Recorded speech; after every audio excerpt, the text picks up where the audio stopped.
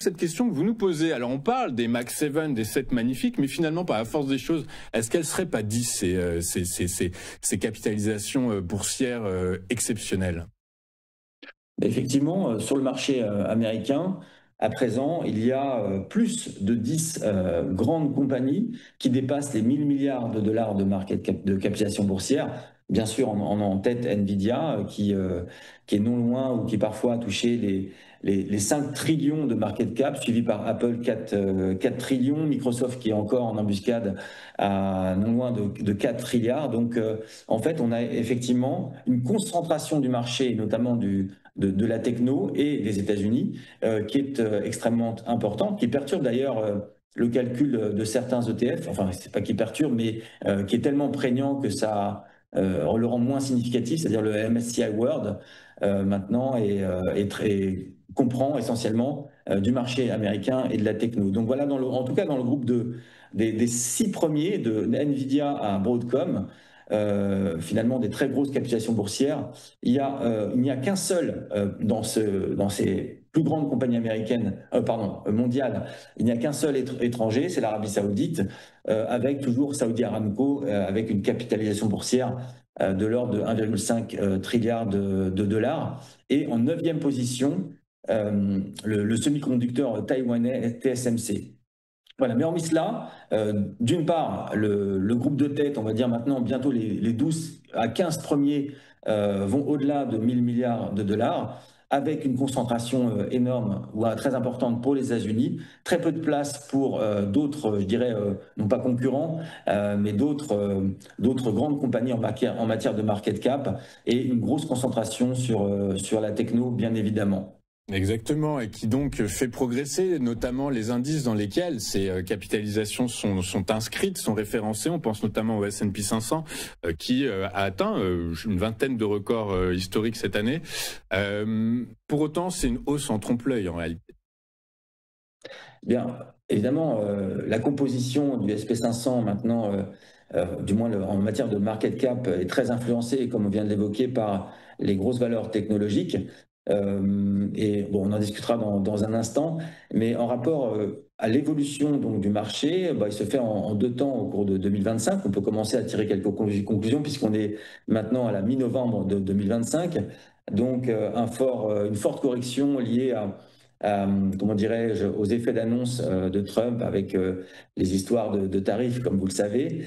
Et puis ensuite, à partir d'avril, une très forte accélération qui comble rapidement la correction du début de l'année. Et puis, depuis une seconde partie de l'année, depuis le second semestre, à partir de juin-juillet, un ralentissement du momentum quand même, mais qui reste quand même très certain pour le moment, hein. Et il y a l'alternance de points hauts et de points bas toujours plus élevés. Donc, principe de Dow, le marché est en tendance haussière, avec donc, comme je le soulignais, à partir du second semestre, donc à partir de cette année, hein, une légère perte de momentum, mais un momentum toujours bien présent, qui se matérialise par la seconde flèche qui est un peu sensiblement moins pentue, la flèche verte que j'ai dessinée, que la première. Quoi qu'il en soit, le marché est toujours, en tout cas le marché américain, le SP500, au-dessus de support et notamment de sa moyenne mobile à 50 périodes. Mais vous voyez que cette moyenne mobile à 50 périodes est en train de sensiblement s'aplatir au cours de la deuxième partie de l'année. Plus spécifiquement de 2 ETF en particulier. Le premier, c'est l'ETF Max 7. Rien à dire, c'est en ligne droite, en hausse et tout est au beau fixe, quoi. Oui, c'est les Max 7 et donc les technos et les principales grosses capitalisations américaines liées à la techno qui tirent le marché à la hausse. Bon, j'invente rien de très nouveau, mais c'est intéressant de le souligner, d'où va l'argent, parce que ce que je préfère, en tout cas me positionner, c'est là où il y a du momentum et où il y a de la préférence, où il y a de l'appétence d'un point de vue psychologique. Et sur la partie basse de ce même graphique, donc qui représente l'évolution des Max 7, de l'ETF Max 7, figure eh bien, la force relative des Max 7 par rapport au SP500. Et évidemment, lorsque le numérateur accélère plus que le dénominateur, donc le numérateur, les Max 7, le dénominateur, le marché américain dans son ensemble, donc le SP500, eh bien, cela signifie que le sous-jacent, à savoir ici les Mag 7, tire le marché à la hausse. Et ce que l'on observe, bien évidemment, sur ce graphique-là, c'est que la force relative des Mag 7 est en tendance haussière. Et pour l'instant, cette tendance ne tarit pas. Et il n'y a pas à remettre en cause quoi que ce soit en matière justement de momentum pour le moment. Et c'est une caractéristique particulière donc de ce marché qu'on observe en 2025. Donc, comme je l'ai souligné tout à l'heure, avec des capitalisations boursières qui, bon, j'aime pas trop le mot, mais qui explosent du côté de la techno, avec des Mag 7 qui tirent le marché à la hausse et qui laissent en fait très peu de place pour le reste du monde boursier, si je puis m'exprimer ainsi.